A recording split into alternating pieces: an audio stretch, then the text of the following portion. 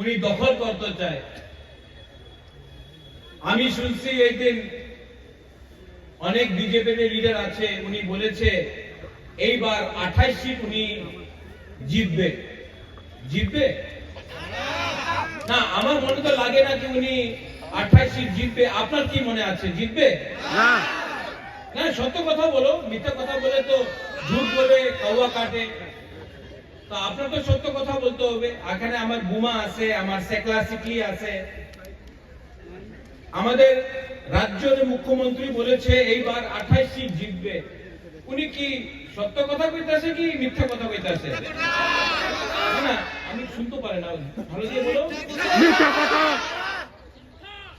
না, ওনার মনে আছে কি অনেকজন ওনার কইছে মানিক বাবু আপনি আগরতলাতে থাকেন, আমি জনজাতি মোর্চা আপনার 28 সিট নিয়ে দিয়ে দেব, আপনি আমার টাকা দিয়ে দেন, রান দিয়ে দেন। এই যে পুরো জনজাতি মোর্চারে যে রাজনীতি হচ্ছে, তো हाँ राजेश्वर मेवार हरेंद्र ये सब रुपया का खेल है। উনি তো জিতবে না, আর বিজেপির কাছে অনেক রান আছে, টাকা।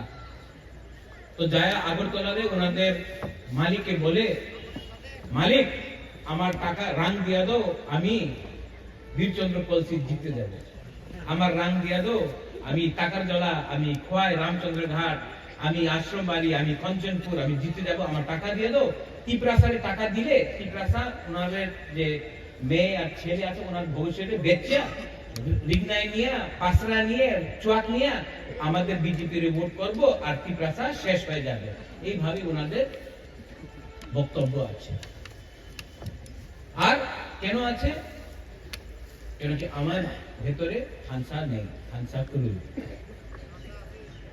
আর থানসা এইবার